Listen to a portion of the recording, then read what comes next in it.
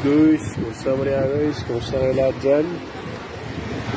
Ay, dito na naman ako sa beach. Gandang beach guys, malinis.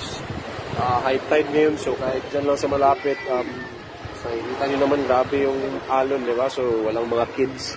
Delikado yung kahit sa kids, kakainin yung kids sa mga alon. Anyways, na medyo nadismaya ako ba dahil feeling ko konti lang yung nakapanood ng reels ko dati about nitong mga nag-iinom bitaw sa beach.